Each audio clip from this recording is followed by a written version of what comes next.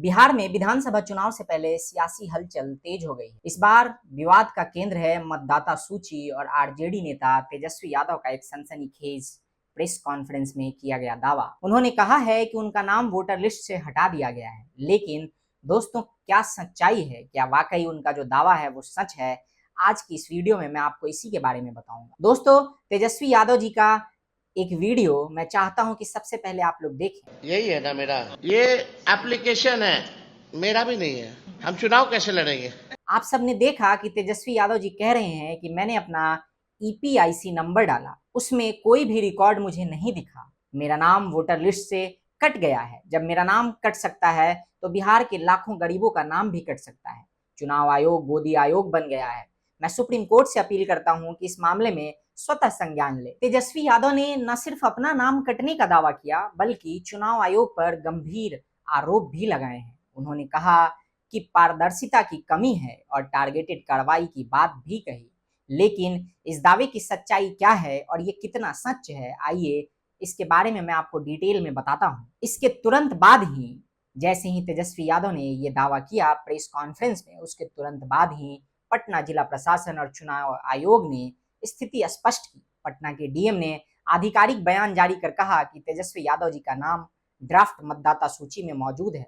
उनका नाम मतदान केंद्र संख्या 204 बिहार पशु विज्ञान विश्वविद्यालय के पुस्तकालय भवन में क्रम संख्या 416 पर दर्ज है। पहले उनका नाम मतदान केंद्र 171 पे था, जो अब अपडेटेड हो चुका है, यानी कि अपडेट हो चुका है। दोस्तों, इसके तुरंत बाद ही बीजेपी तेजस्वी यादव पे हमलावर हो गई। बीजेपी के नेता अमित मालवीय ने एक्स पर एक ट्वीट किया, जिसमें उन्होंने स्क्रीनशॉट दिखाया जहां पे तेजस्वी यादव का नाम वोटर लिस्ट में दिख रहा था, और उसके साथ ही साथ उन्होंने ये कहना शुरू कर दिया कि तेजस्वी यादव झूठ बोल रहे हैं और वो जानबूझकर देश को और बिहार की जनता को गुमराह करने का प्रयास कर रहे हैं। उन्होंने पूरी जानकारी तथ्यों के साथ पे साझा की, और सिर्फ अमित मालवीय ही नहीं बल्कि बीजेपी के और साथ ही साथ सोशल मीडिया के कई सारे यूजरों ने उनकी जो मतदाता सूची है और उसका क्रमांक है, उस लिस्ट में उनका जो नाम है, उस सारी डिटेल्स को तथ्यों के साथ साझा किया। लेकिन बात यहीं खत्म नहीं हुई। तेजस्वी यादव जी ने एक और दावा किया, जिसमें उन्होंने कहा कि पूर्व आईएएस अधिकारी व्यास जी और उनकी पत्नी का नाम भी वोटर लिस्ट से कट गया है। लेकिन चुनाव आयोग ने इसे भी खारिज कर दिया। आयोग ने स्पष्ट किया कि दोनों के नाम ड्राफ्ट वोटर लिस्ट में शामिल हैं। दोस्तों, ये जो मुद्दा है वो काफी गंभीर होता जा रहा है, और आप सबको पता है कि चुनाव अब काफी नजदीक है और दोनों पार्टियां यानी कि एनडीए और आरजेडी समर्थित इंडी अलायंस, ये दोनों एक दूसरे पर हमले और आरोप प्रत्यारोप लगा रहे हैं। इलेक्शन कमीशन जो वोटर रिवीजन लिस्ट पॉलिसी को लेके आई है, वो उसके तहत एक तरफ जहां इलेक्शन कमीशन और भारतीय जनता पार्टी इस बात का दावा कर रही है कि किसी के भी नाम नहीं कटेंगे, बशर्ते कि उसे उन सारी प्रक्रियाओं से गुजरना होगा, उसे वो साक्ष्य देना होगा जिससे कि वो प्रूफ कर सके कि वो वाकई में बिहार का वोटर है। वहीं दूसरी तरफ आरजेडी और इंडिया अलायंस के जो दूसरे दल हैं, उनका ये कहना है, उनका ये दावा है कि जो इलेक्शन कमीशन के द्वारा रिवीजन लिस्ट जारी किया जा रहा है या ये जो कुछ भी प्रक्रिया कराई जा रही है, इसका सिर्फ और सिर्फ एक ही मकसद है, वो ये कि कैसे बिहार से जो वोटर लिस्ट हैं और वोटर लिस्ट में बिहार के जो आम जनता के नाम हैं उनको काटा जा सके। दोस्तों, बिहार में गहन पुनरीक्षण एसआईआर का उद्देश्य डुप्लीकेट, मृत और गैर निवासी मतदाताओं के नाम को हटाना है। चुनाव आयोग के मुताबिक 24 जून से 25 जुलाई तक चले इस अभियान में 7.89 करोड़ में से 7.24 करोड़ मतदाताओं ने अपने प्रपत्र भरे हैं। आयोग ने इसे एक सफल नागरिक भागीदारी बताया है। उन्होंने आगे कहा है कि चुनाव आयोग पारदर्शी है और साथ ही साथ चुनाव आयोग पारदर्शिता का पूरा ख्याल रखता है। वहीं दूसरी तरफ तेजस्वी यादव का यह दावा है कि चुनाव आयोग पारदर्शी नहीं है।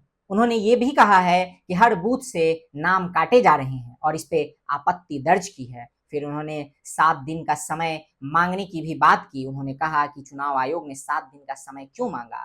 चुनाव आयोग के ऊपर तेजस्वी यादव जी ने जो भी पारदर्शिता पे सवाल उठाए हैं, उसे लेकर बीजेपी नेता रविशंकर प्रसाद ने भी इसे सियासी नौटंकी करार दिया। उन्होंने कहा कि तेजस्वी को पहले होमवर्क करना चाहिए था, उनका नाम लिस्ट में है, फिर भी वो अफवाह फैला रहे हैं और ये कोशिश कर रहे हैं कि किसी भी तरीके से बिहार के जनता में एक अफवाह फैले।